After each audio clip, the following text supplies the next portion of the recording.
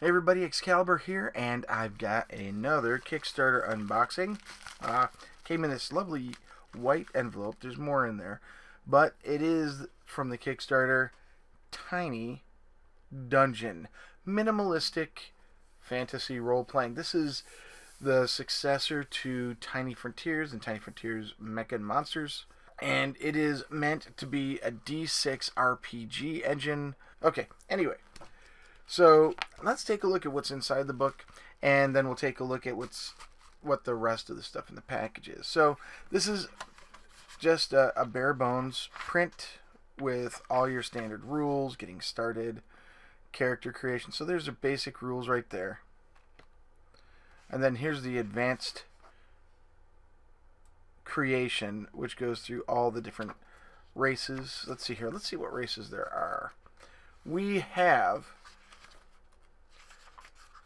the human, of course. We have the fae and the dwarf, or elf and dwarf. But I think this can handle other things like fairies and stuff like that. We have the goblin and the salamar, which is a salamander-based dude here. We have the tree folk and the karu, which are bear-based, so werebear, Baron kind of thing. And finally we have lizard folk.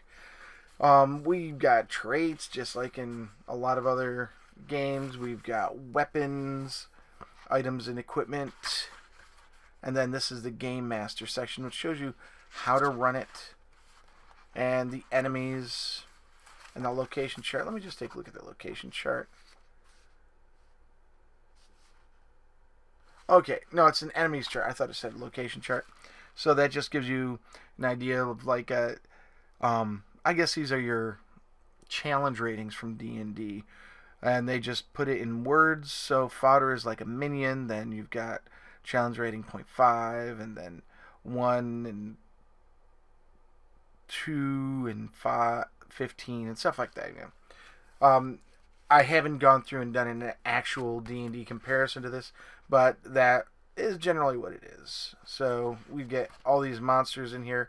Each one seems to have its own design, its own picture, and the stat blocks are pretty straightforward. So here we are. We've got a giant spider. It gives you your hit points, its description, its traits, and that's about it. It's not like 20 bajillion different things that you have to deal with. So like in regular D&D, it's not like a super huge stat block. It is short. It is minimally descriptive, enough for you to get your game on and get to role playing as quickly as possible. This is pretty awesome. And it goes on and on. It goes through dinosaurs and birds and stuff like that. We have some optional rules with new prestige traits, such as Assassin and Grandmaster and Paladin.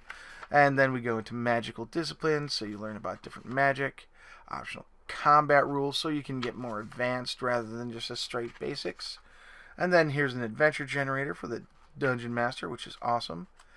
And now we get into the micro settings. There are a lot of micro settings. Let's just go open up to the table of contents so you can see how many there are. They are all right here. And a micro setting is just like a page or two or few, like 96 to 102 there. It looks like about 6 to 10 pages of text. And if you notice, they've got nice little tabs along the side so you can find the different spaces. So here we go. Here's Legacy, the War of the Widows. And the micro setting is about 10 pages. You get your background information, you get introduction, the people that are in there, you get armaments and how to acquire them. This is the Ferrex's greatest threat to the people have ever. So you get your monsters and stuff like that. And there's adventures in there, and adventure hooks and stuff like that, so that you can get your game on pretty quick. And it goes into other things like Raptor Land and a whole bunch of other stuff. So there's a lot of interesting things here. And the micro settings are the last thing in the book. So there you go. That goes cover to cover pretty quickly. This is the second edition of Tiny Dungeon. There was a first edition at one point. I don't remember ever seeing it. I only saw Tiny Frontiers, and that's where I went, and I got into this from there. So let's take a look in here and see what else we have. We've got the wonderful DM screen. And this is some really nice artwork. There we go. There's the player side. And on the back, you've got your... There we go. Your adventure generator, your enemies chart. And then finally, you've got hindrance and place stuff. So this is part of the adventure generator. So you got your verb, your subject, your antagonist, your hindrance, and your place.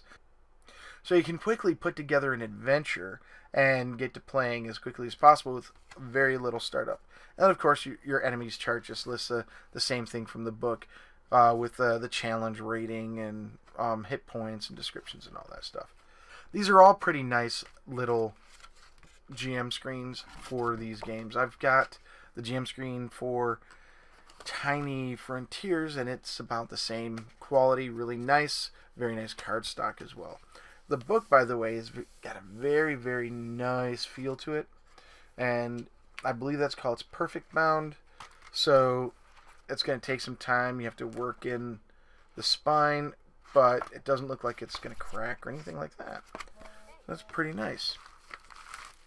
And then finally, it's not in here. It looks like it's in this part. Let me pull out the knife of face maiming, and we will cut this tape here. I will cut away from my hands and face so that the knife of face maiming is not going to do anything.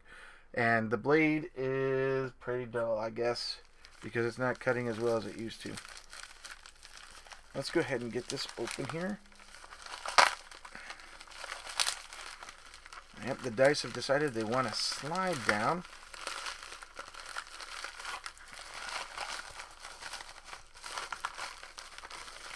Okay, there they are. They just got caught in a fold that was in there, and that's the rest. That's the last of that. And like with the other versions of the game, this one comes with little custom dice. These ones are yellow and orange, and they've got a torch on it. And they're all the same. The torch is on the 6, and they're all pretty awesome. It could be a broom, but I think they're all torches. So that's it. That was Tiny Dungeon by Alan Bear and Gallant Night Games. This was available on Kickstarter. You might want to check their website. The links are in the description box below, and you can find out more about this. It looks like the MSRP is $35, so if you're interested in picking up this book, it might be available online. So until next time, if you like this video, please give it a thumbs up. If you like what I've been doing here and want to see more, please subscribe. As always, this has been Excalibur, and I am out.